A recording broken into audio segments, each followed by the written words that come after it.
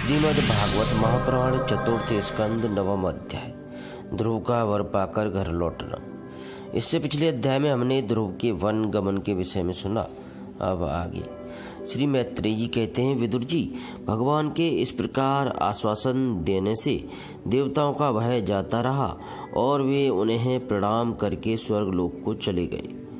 तदनंतर विराट स्वरूप भगवान गरुड़ पर चढ़कर अपने भक्त को देखने गए मधुवन में। उस समय ध्रुव जी तीव्र योगाभ्यास से एकाग्र हुई बुद्धि के द्वारा भगवान की बिजली के समान दैदीप्यमान जिस मूर्ति का अपने हृदय में ध्यान कर रहे थे वह सहसा विलीन हो गई।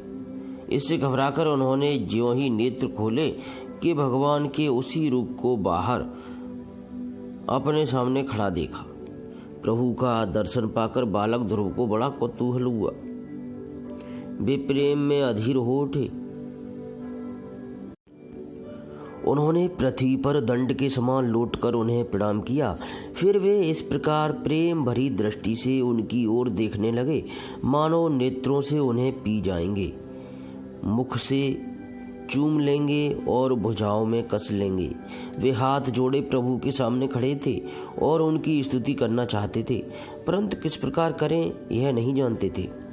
सर्वांतर्यामी हरि उनके मन की बात जान गए।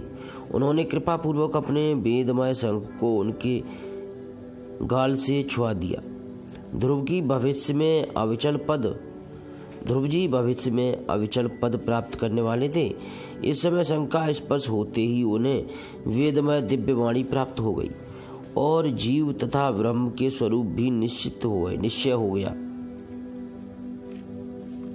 वे अत्यंत भक्तिभाव से धैर्य पूर्वक विश्वविख्यात कीर्तिमान श्री हरि की स्तुति करने लगे। ध्रुव जी ने कहा, प्रभो, आप सर्वशक्तिमान सर्वशक्ति संपन्न हैं। आप ही मेरे अंतःकरण में प्रवेश कर अपने तेज से मेरी इस सोई हुई वाणी को सजीव करते हैं तथा हाथ, पैर, कान और त्वचा आदि अन्य इंद्रियों एवं प्राणों को भी चेतना देते हैं। मैं आप अंतर्यामी भगवान को प्रणाम करता हूँ।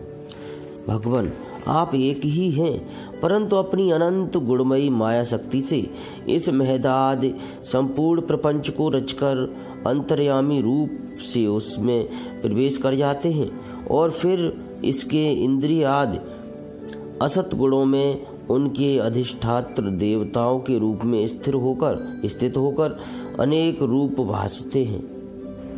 ठीक वैसे ही जैसे तरह तरह की लकड़ियों में प्रकट हुई आग अपनी उपाधियों के अनुसार भिन्न भिन्न रूपों में भासती है। नाथ, सृष्टि के आरंभ में ब्रह्मा जी ने भी आपकी शरण लेकर आपके दिए हुए ज्ञान के प्रभाव से ही इस जगत को सोकर उठे हुए पुरुष के समान देखा था।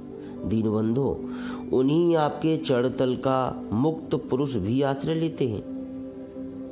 कोई भी कृतज्ञ पुरुष उन्हें कैसे भूल सकता है।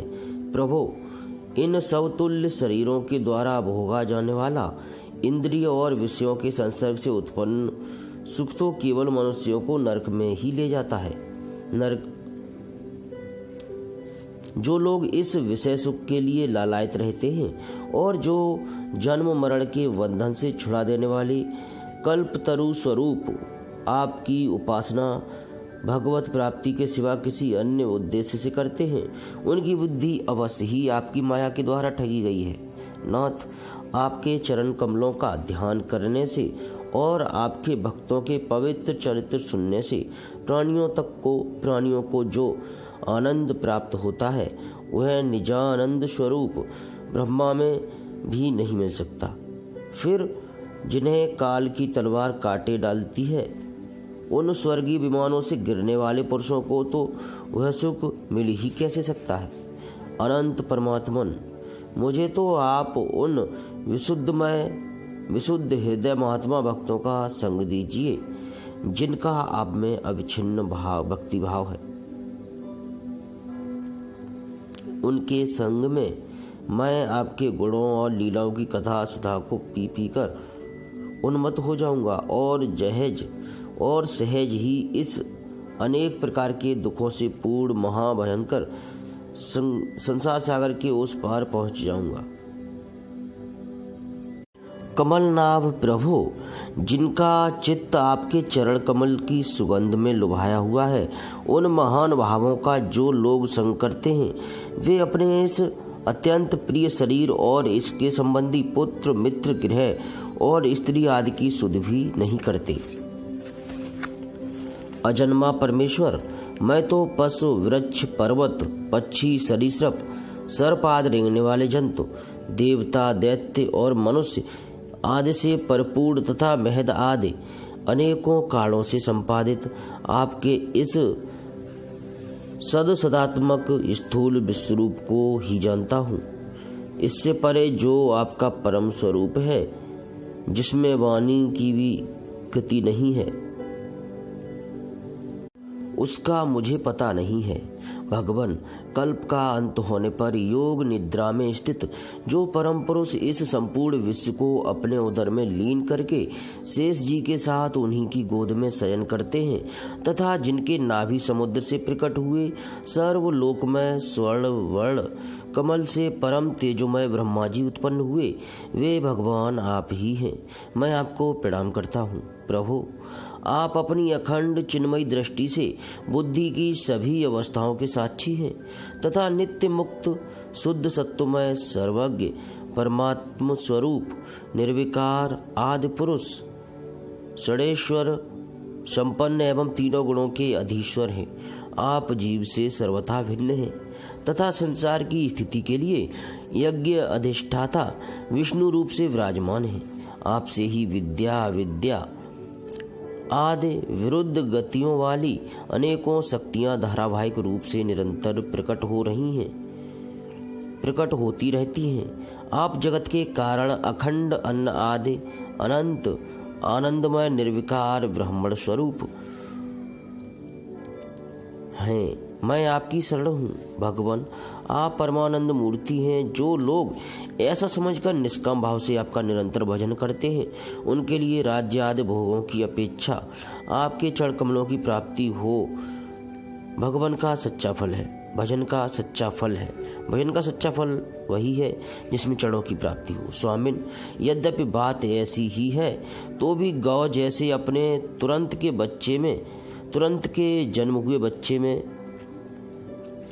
बच्चे को दूध पिलाती और व्याघ्र से बचाती रहती है, उसी प्रकार आप भी भक्तों पर कृपा करने के लिए निरंतर विकल रहने के कारण हम जैसे सकाम जीवों को भी कामना पूर्ण करके उनकी संसार भय से रक्षा करते रहते हैं। श्री मैत्रेयी कहते हैं, विदुर जी, जब शुभ संकल्प वाले मतिमान ध्रुव जी ने इस प्रकार स्तुति की, तब भक्त वत्सल भगवान उनकी प्रशंसा करते हुए कहने लगे। श्री भगवान ने कहा, उत्तम व्रत का पालन करने वाले राजकुमार, मैं तेरे हृदय का संकल्प जानता हूँ।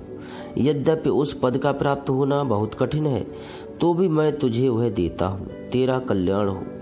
भद्र, जिस तेजोमय अविनाशी लोक को आज तक किसी ने प्राप्त नहीं किया, जिसके चारों ओर ग्रह नक्षत्र और तारागण रूप ज्योतिष चक्र उसी प्रकार चक्कर काटता रहता है जिस प्रकार मेढ़ी के चारों ओर दौरी के वैल घूमते रहते हैं। अवान्तर कल्प पर्यंत रहने वाले अन्य लोगों का नाश हो जाने पर भी जो स्थिर रहता है तथा तारागण के सहित धर्म अग्नि कश्यप और शुक्र के साथ शुक्र आदि नक्षत्र एवं सप्त ऋषिगण जिसकी प्रदक्षिणा किया करते हैं, वह ध्रुवलोक में तुझे देता हूँ। यहाँ भी जब तेरे पिता तुझे राज सिंहासन देकर वन को चले जाएंगे, तब तू 36,000 वर्ष तक धर्म पूर्वक पृथ्वी का पालन करेगा। तेरी इंद्रियों की शक्ति ज्यों की त्यों बनी रहेगी। आगे चलकर किसी समय तेरा भाई उत्तम शिकार खेलता हुआ मारा जाएगा, तब उसकी माता सुरुचि पुत्र प्रेम में पागल होकर उसे वन में खोजती हुई दावानल में प्रवेश कर जाएगी। यज्ञ मेरी प्रिय मूर्ति है। तू अनेकों बड़ी बड़ी दक्षिणाओं वाले यज्ञों के द्वारा मेरा यजन करेगा तथा वो यहाँ उत्तम भोग कर अंत में मेरा ही स्मरण करेगा।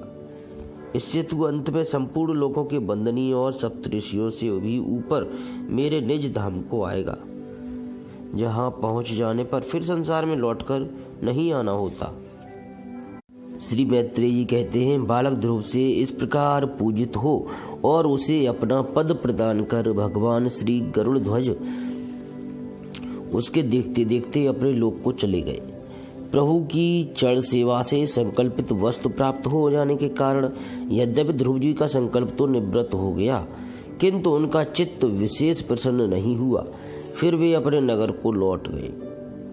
विदुर जी ने पूछा, ब्राह्मण, मायापति श्री हरि का परम पद तो अत्यंत दुर्लभ है और मिलता भी उनके चरण कमलों की उपासना से ही है। ध्रुव जी भी सरासर पूर्ण विवेक रखते थे, फिर एक ही जन्म में उस परम पद को पा लेने पर भी उन्होंने अपने को कृतार्थ क्यों नहीं समझा। श्री मैत्रेय जी ने कहा, ध्रुव जी का हृदय अपनी सौतेली माता के वाग्बाणों से विंध गया था तथा वर मांगने के समय भी उन्हें उनका स्मरण बना हुआ था। इसी से उन्होंने मुक्तिदाता श्री हरि से मुक्ति नहीं मांगी। अब जब भगवत दर्शन से वह मनोमालिन्य दूर हो गया तो उन्हें अपनी इस भूल के लिए पश्चाताप हुआ। ध्रुव जी मन ही मन कहने लगे, अहो सनकादि ऊर्ध्वरेता अर्थात नैष्ठिक ब्रह्मचारी सिद्ध भी जिन्हें समाधि द्वारा अनेकों जन्मों में प्राप्त कर पाते हैं, उन भगवान चरणों की छाया को मैंने 6 महीने में ही पा लिया, किंतु चित्त में दूसरी वासना रहने के कारण मैं फिर उनसे दूर हो गया।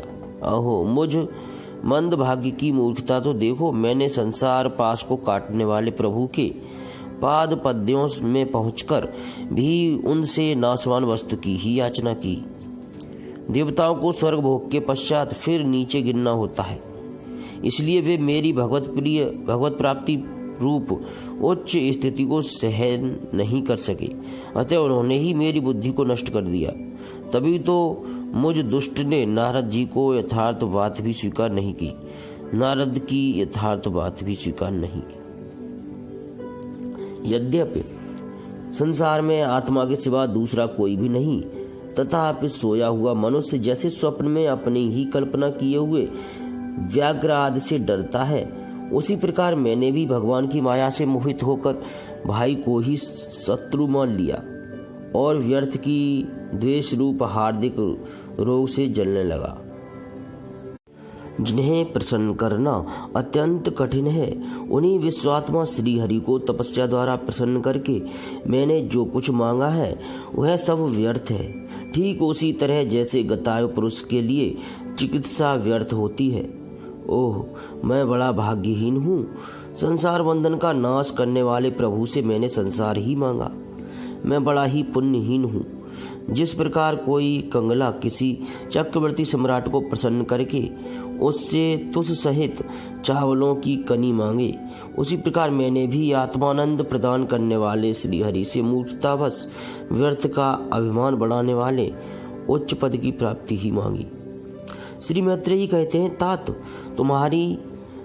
तुम्हारी तरह जो लोग श्री मुकुंद पादारविंद मकरंद के ही मधुकर हैं, जो निरंतर प्रभु की चरण रज का ही सेवन करते हैं और जिनका मन अपने आप आई हुई सभी परिस्थितियों में संतुष्ट रहता है, वे भगवान से उनकी सेवा के सिवा अपने लिए और कोई पदार्थ नहीं मांगते। इधर जब राजा उत्तानपाद ने सुना कि उनका पुत्र ध्रुव घर लौट रहा है, तो उन्हें इस बात पर वैसे ही विश्वास नहीं हुआ जैसे कोई किसी के यमलोक से लौटने की बात पर विश्वास न करे। उन्होंने यह सोचा कि मुझ अभागे का ऐसा भाग्य कहाँ, परंतु फिर उन्हें देवऋषि नारद की बात याद आई। इससे उनका इस बात में विश्वास हुआ और वे आनंद के वेग से अधीर हो उठे। उन्होंने अत्यंत प्रसन्न होकर यह समाचार लाने वाले को एक बहुमूल्य हार दिया। राजा उत्तानपाद ने पुत्र का मुख देखने के लिए उत्सुक होकर बहुत से ब्राह्मण कुल के बड़े बड़े मंत्री और बंधुजनों को साथ लिया तथा एक बढ़िया घोड़ों वाला स्वर्ण जटित रथ पर सवार होकर वे झटपट नगर के बाहर आ गए। उनके आगे आगे वेद ध्वनि होती जाती थी तथा शंख, दुंदुभी एवं बंसी आदि अनेकों मांगलिक बाजे बजते जाते थे। उनकी दोनों रानियां सुनीति और सुरुचि भी स्वर्णमय आभूषणों से विभूषित हो राजकुमार उत्तम के साथ पालकियों पर चढ़कर चल रही थीं। ध्रुव जी उपवन के पास आ पहुंचे। उन्हें देखते ही महाराज उत्तानपाद तुरंत रथ से उतर पड़े। पुत्र को देखने के लिए वे बहुत दिनों से उत्कंठित हो रहे थे। उन्होंने झटपट आगे बढ़कर प्रेमातुर हो लंबी लंबी सांसें लेते हुए ध्रुव को भुजाओं में भर लिया। अब ये पहले के ध्रुव नहीं थे। प्रभु के परम पुनीत पाद पद्यों का स्पर्श होने से इनके समस्त पाप बंधन कट गए थे। राजा उत्तानपाद की एक बहुत बड़ी कामना पूर्ण हो गई। उन्होंने बार बार पुत्र का सिर सूंघा और आनंद तथा प्रेम के कारण निकलने वाले ठंडे ठंडे आंसुओं से उन्हें नहला दिया। तदनंतर सज्जनों में अग्रगण्य ध्रुव जी ने पिता के चरणों में प्रणाम किया और उनसे आशीर्वाद पाकर कुशल प्रश्न आदि से सम्मानित हो दोनों माताओं को प्रणाम किया। छोटी माता सुरुचि ने अपने चरणों पर झुके हुए बालक ध्रुव को उठाकर हृदय से लगा लिया और अश्रु गदगद वाणी से चिरंजीवी रहो ऐसा आशीर्वाद दिया।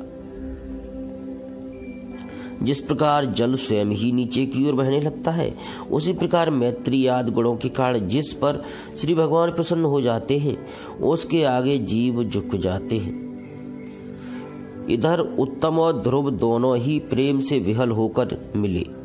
एक दूसरे के अंगों का स्पर्श पाकर उन दोनों के ही शरीरों में रोमांच भर आया। ध्रुव की माता सुनीति, क्षमा कीजिए, उनके नेत्रों से बार बार आंसुओं की धारा बहने लगी। ध्रुव की माता सुनीति अपने प्राणों से भी प्यारे पुत्र को गले लगाकर सारा संताप भूल गई। उसके सुकुमार अंगों के स्पर्श से उसे बड़ा ही आनंद प्राप्त हुआ। वीरवर विदुर जी, वीर माता सुनीति के स्तन उसके नेत्रों से झरते हुए मंगलमय आनंद अश्रुओं से भीग गए और उनसे बार बार दूध बहने लगा। उस समय पूर्ववासी लोग उनकी प्रशंसा करते हुए कहने लगे, महारानी जी, आपका लाल बहुत दिनों से खोया हुआ था, सौभाग्यवश अब वह लौट आया। यह हम सबका दुख दूर करने वाला है, बहुत दिनों तक भूमंडल की रक्षा करेगा। आपने अवश्य ही शरणागत भय भंजन श्री हरि की उपासना की है। इनका निरंतर ध्यान करने वाले और धीर पुरुष परम अजय और मृत्यु को प्राप्त भी हो जाते हैं, मृत्यु को भी जीत लेते हैं। क्षमा कीजिए, उनका निरंतर ध्यान करने वाले धीर पुरुष परम दुर्जय मृत्यु को भी जीत लेते हैं। विदुर जी, इस प्रकार जब सभी लोग ध्रुव के प्रति अपना लाड़ प्यार प्रकट कर रहे थे, उसी समय उन्हें भाई उत्तम के सहित हथनी पर चढ़ाकर महाराज उत्तानपाद ने बड़े हर्ष के साथ राजधानी में प्रवेश किया। उस समय सभी लोग उनके भाग्य की बढ़ाई कर रहे थे। नगर में जहां तहां मगर के आकार के सुंदर दरवाजे बनाए गए थे तथा फल फूलों के गुच्छों के सहित केलों के खंबे और सुपारी के पौधे सजाए गए थे। द्वार द्वार पर दीपक के सहित जल के कलश रखे हुए थे, जो आम के पत्तों, वस्त्रों, पुष्पमालाओं तथा मोती की लड़ियों से सुसज्जित थे। जिन अनेकों परकोटों, फाटकों और महलों से नगरी सुशोभित थी, उन सबको स्वर्ण की सामग्रियों से सजाया गया था तथा उनके कंगूरे विमानों के शिखरों के समान चमक रहे थे। नगर के चौक, गलियों, अट्टारियों और सड़कों को झाड़ बहार कर उन पर चंदन का छिड़काव किया गया तथा जहां तहां खील, चावल, पुष्प, फल, जौ एवं अन्य मांगलिक उपहार सामग्रियां सजी रखी थी। ध्रुव जी राजमार्ग से जा रहे थे। उस समय जहां तहां नगर की शीलवती सुंदरियां उन्हें देखने को एकत्र हो रही थीं। उन्होंने वात्सल्य भाव से अनेकों शुभ आशीर्वाद देते हुए उन पर सफेद सरसों, अक्षत, दही, जल, दूर्वा, पुष्प और फलों की वर्षा की। इस प्रकार उनके मनोहर गीत सुनते हुए ध्रुव जी ने अपने पिता के महल में प्रवेश किया। वह श्रेष्ठ भवन महामूल्य मड़ियों की लाड़ियों से सुसज्जित था। उसमें अपने पिता के लाड़ प्यार का सुख भोगते हुए वे उसी प्रकार आनंद पूर्वक रहने लगे जैसे स्वर्ग में देवता लोग रहते हैं। वहाँ दूध के फैन के समान सफेद और कोमल सैयाएं, हाथी दांत के पलंग, सुनहरी कामदार पर्दे, बहुमूल्य आसन और बहुत सा सोने का सामान था। उसकी स्फटिक और मरकतमणि अर्थात पन्ने की दीवारों में रत्नों की बनी हुई स्त्री मूर्तियों पर रखे हुए मणिमय दीपक जगमगा रहे थे। उस महल के चारों ओर अनेक जाति के दिव्य वृक्षों से सुशोभित उद्यान थे। बाग जो बगीचा होते हैं वो बगीचे थे, जिनमें नर और मादा पक्षियों का कलरव तथा मतवाले भौरों का गुंजार होता रहता था। उन बगीचों में वैदूर्य मणि अर्थात पुखराज की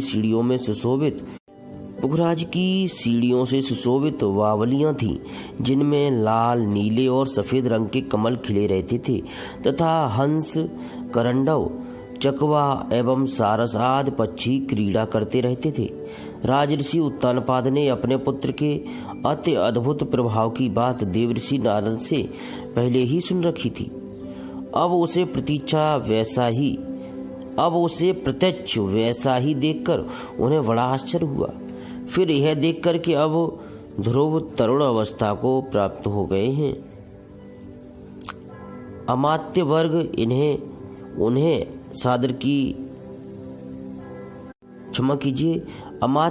उन्हें आदर की दृष्टि से देखते हैं तथा प्रजा का भी उन पर अनुराग है।